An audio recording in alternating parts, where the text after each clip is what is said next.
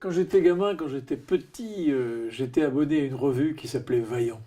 J'habitais à Hennebont, donc tous les mercredis, j'allais chez une dame qui s'appelait Marie Le Fur, qui était dépositaire de la revue Vaillant. Et donc j'allais chercher le numéro de Vaillant, je le ramenais chez moi, et puis je recopiais les personnages de ce journal. Il y avait Pif le chien, Tata, Tonton, Hercule, le fantôme Arthur, etc. Et puis après, donc, je suis allé en sixième au lycée de Lorient, j'étais pensionnaire. Je dessinais mes copains, je dessinais les profs, les pions. Puis j'avais découvert aussi Spirou. Voilà, et puis Gaston Lagaffe, les dessins de Franquin. Jusqu'à la terminale, au lycée de Lorient, j'étais le dessinateur de cette vie du lycée du Puy-de-Dôme. Nono, en Werner, oh là, zo tos 30 ans lasso, pas war studie et round. Mais ouais, rue des nau a trugen, nau a trugen. Hag nono, ouais, rue de Mathésière Blois à Roque. Donc c'était l'après 68 imminent et ça chauffait encore pas mal et donc j'étais là le dessinateur de toute cette animation qui régnait dans la fac de lettres de Villejean à Rennes.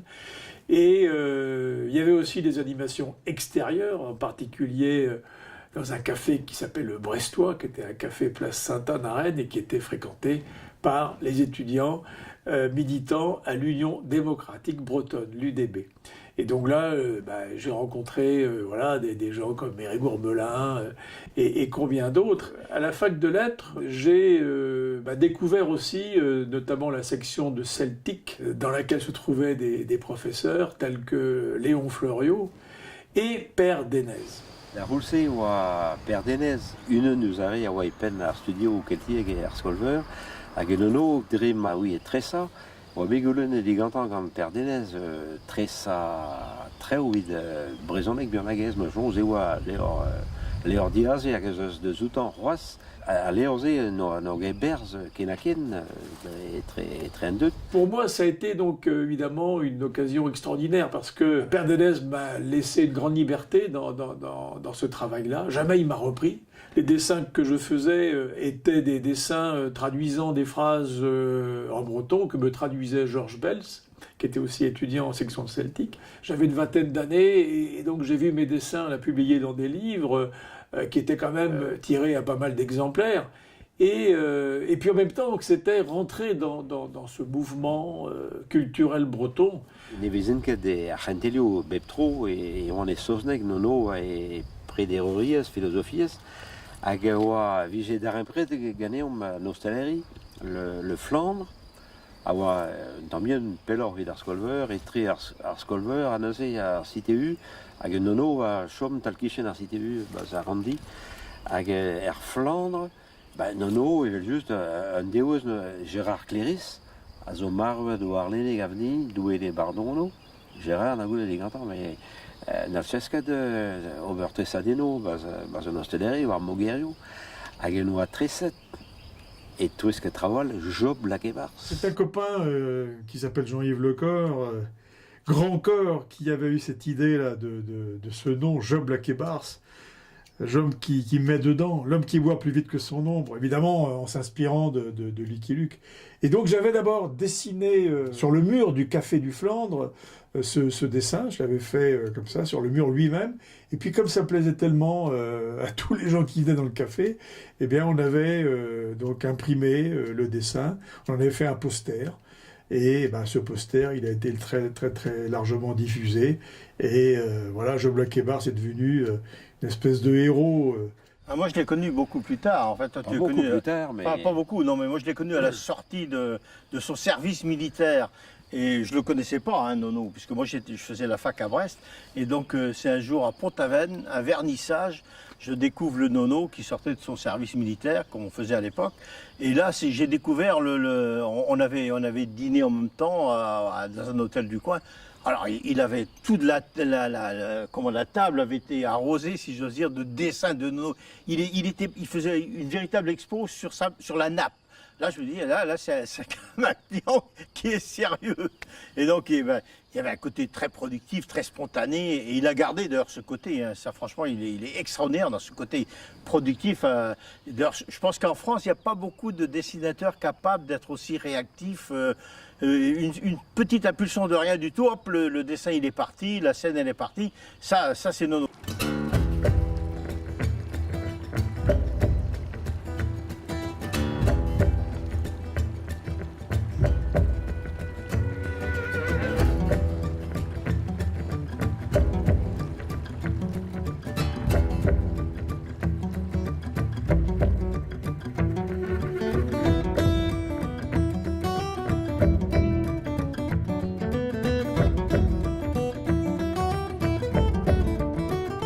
J'allais aussi assez souvent dans le centre-Bretagne, pendant les week-ends. On partait avec une de chevaux et on allait plus particulièrement à Ménescamp, qui était un foyer culturel breton, entre Spézet et Gourin. Et ce foyer culturel breton était géré par deux couples, les Gosdoué et les Barons. Et donc c'était un lieu évidemment très, très attirant, très animé, où j'ai rencontré des chanteurs, des artistes, Jon Guernic, Glenmore, etc., etc. Et ma première exposition, je l'ai faite à Ménescamp avec, je me souviens, un discours qu'avait fait justement Père Denez. C'est le moment aussi où naissaient des groupes de musique bretonne, et notamment les Diaoulettes arménaises, avec son père fondateur qui était Jan Gosdoué. Et donc j'ai fait à ce moment-là donc des pochettes de disques là pour les Diaoulettes. J'ai fait aussi la première pochette de disques de Gueltas Arfur, et puis beaucoup d'affiches de Fesnoz. Nono a beaucoup dessiné quand il était à Ménescamp, pour les uns et les autres, pour des associations. Et puis il s'est beaucoup imprégné des lieux, mais du centre-Bretagne en général, du Krijgsbreid. Et il a connu et été ami rapidement avec des gens de ce secteur. Et d'ailleurs son premier poste d'enseignant, c'est à Carhaix qu'il l'a occupé. C'est vraiment quand il était à Ménescamp qu'il a commencé à dessiner des affiches de Fesnoz. Et Dieu sait s'il en a fait des centaines. C'est aussi là qu'il a exercé son trait de caricaturiste, notamment avec le groupe Diaoulette arménaise, puisqu'il a été on va dire, le dessinateur officiel du groupe pendant 30 ans.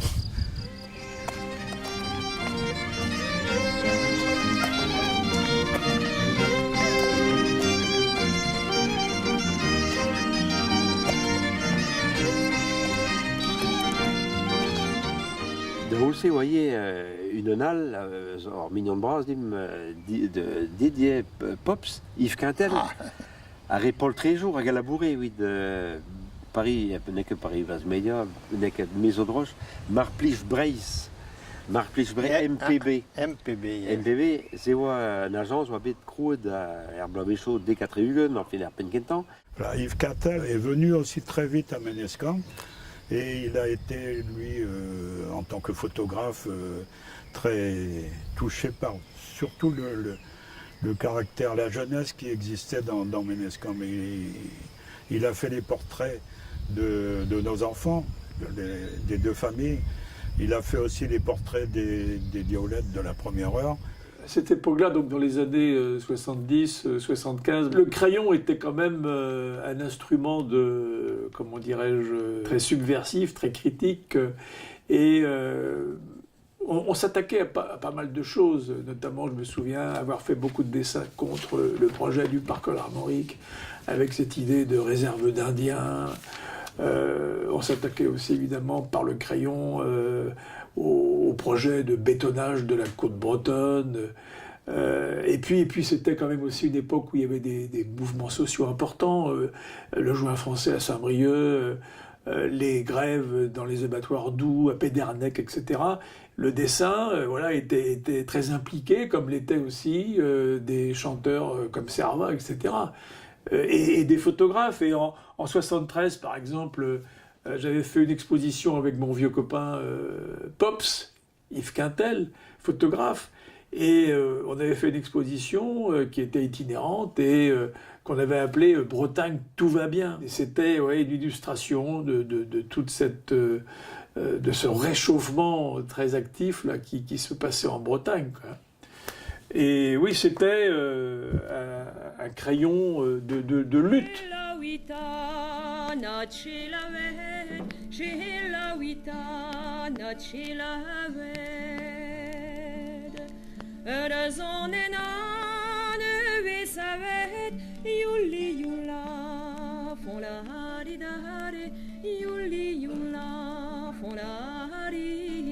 Tous les 8 jours, il faisait une chronique donc à Ouest France Ouest. Il avait démarré à Carhaix, il a fait une dizaine de rédactions locales de Ouest France.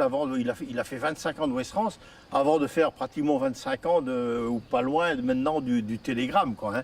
Dans le domaine de la presse en Bretagne, il y a évidemment donc, ces deux journaux que je connais bien, le Télégramme et Ouest France.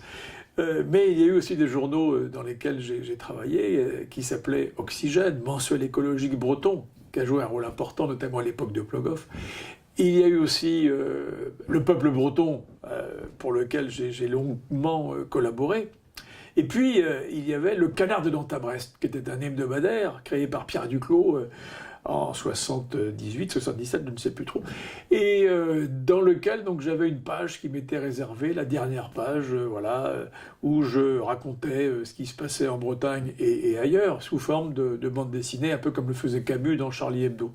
Et donc pour moi, ça a été aussi une grande expérience, évidemment.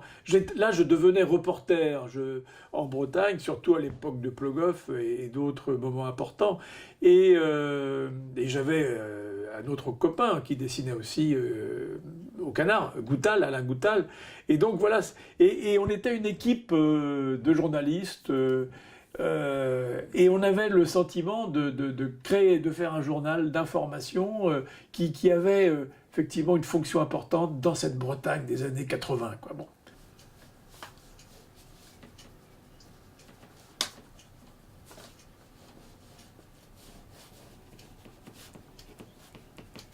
Et ce qui est frappant chez lui, c'est une espèce de convivialité généreuse en permanence, quoi. Il est très difficile à faire sortir de ses gonds, Nono, mine de rien. Ça lui arrive un petit peu, mais franchement, c'est très difficile. Parce qu'il y a une espèce d'empathie, et même dans les dessins, dans les caricatures, et Dieu sait qu'il en caricature quelques-uns, et des paquets, pour moi, c'est de la caricature empathique. C'est-à-dire qu'il a toujours un a priori... Empathie. Empathique. Non, non. Là, je pense à de temps en temps peut-être. Oui. Non, mais il a toujours un a priori relativement sympathique pour le personnage qu'il va caricaturer. Or, une caricature, après, on force un peu le trait, mais il n'y a jamais de méchanceté, c'est pas fielleux. Il est assez original de ce point de vue-là, parce qu'il y a quand même pas mal de dessinateurs de presse qui ont le trait beaucoup plus lourd de ce point de vue-là, quoi, hein. Oui, il est... Mais Guéguir Pendaven. Je pense qu'il n'y a pas de sujet interdit pour un dessinateur. On peut absolument tout dessiner. On peut tout dessiner. On peut dessiner des choses dramatiques, comme par exemple le 11 septembre 2001, on me demande de faire un dessin, c'était au Télégramme, sur l'attentat de Manhattan. Bon, je fais un dessin. On ne peut pas faire un dessin marrant sur tous ces sujets, bien sûr. Mais il y a, moi, une condition quand même que je pose, c'est celle de faire un dessin dont le sens soit cohérent. Bon, voilà. Alors, qu'est-ce que ça veut dire? Ça veut dire que lorsque des dessinateurs danois caricaturent le prophète et dessinent un turban qui devient une bombe, pour moi, ce dessin n'est pas très cohérent. J'ai fait beaucoup de dessins d'ayatollahs ou d'imams, etc., avec des turbans qui deviennent des bombes. Je les ai dans mes archives et j'ai signé ces dessins, je les ai assumés parce que je considère effectivement que le terrorisme, la violence est souvent donc portée par de tels individus. Mais dessiner le prophète avec ce turban bombe, à mon avis, c'est en contradiction avec la religion musulmane. Et donc je n'aurais pas fait ce dessin. Son dessin a quand même évolué depuis les débuts. Enfin, moi je l'ai connu en 70 et maintenant... Il y a toujours le style, mais... Ah oui, mais en plus, aujourd'hui, je crois que non seulement, on le connaît comme dessinateur de presse, mais je crois qu'aujourd'hui, il y a une petite tentation qui mûrit dans son esprit, c'est de devenir un auteur de BD. Peut-être sous l'influence d'ailleurs de René Pétillon, je crois que, parce que Pétillon est les deux à la fois, avec Palmer et puis ses dessins dans le canard. Et Nono, je crois que la tentation est très forte et je crois qu'il est en train de mûrir. J'ai l'impression que les deux personnages centraux de sa BD sont en place. René Pétillon donc, avait eu la gentillesse de me faire un dessin pour le livre qui s'appelle 40 ans de dessin en Bretagne. Et il avait écrit une petite préface très, très sympa aussi. Et donc voilà, je conserve ce dessin dans mon atelier. Il évoque pour moi beaucoup de choses. En plus, il a fait, vous voyez, des crêpes, le poste que j'écoute régulièrement, un bol avec dessus écrit Nono, etc. Et je dessine une bigoudaine. J'aime bien dessiner les bigoudaines. Ma grand-mère n'était pas bigoudaine, mais bon...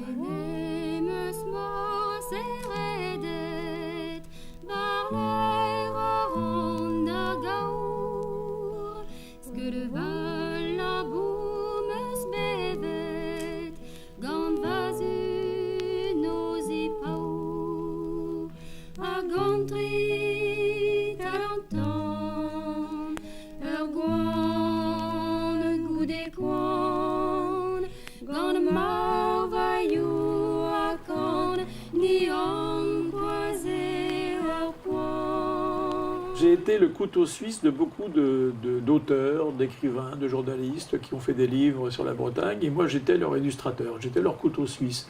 Voilà, on a un peu besoin du dessin de Nono pour illustrer tel ou tel livre. Et je trouvais que c'était une belle définition, d'autant que j'aime bien les couteaux. Je suis un collectionneur de couteaux. Et donc, le fait d'être ce couteau suisse m'a permis aussi de rencontrer beaucoup d'auteurs en Bretagne. Par exemple, le livre de Erwan Valéry, « Ils s'en fout que c'est breton », est un texte extraordinaire, avec un humour qui est très décapant, un regard des Bretons sur eux-mêmes qui n'était pas habituel. Donc voilà, et à travers tous ces livres, on découvre une Bretagne voilà, très diverse, socialement, culturellement, géographiquement. Et dans mes dessins, donc j'essaie de retranscrire un peu là, cette manière de vivre, de penser, cet humour aussi voilà, qu'ont les Bretons.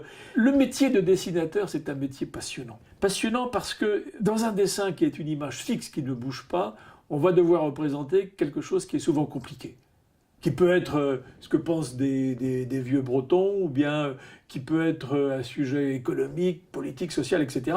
Et donc il faut, dans une seule image, représenter cette complexité. Et ça, c'est passionnant. Et ce qui est d'autant plus passionnant, c'est qu'il y a de multiples approches pour traiter un sujet. Et qu'est-ce qu'on va privilégier comme approche, comme angle, pour que le dessin soit le plus efficace, le plus percutant, le plus marrant, etc. Et c'est ça qui est passionnant.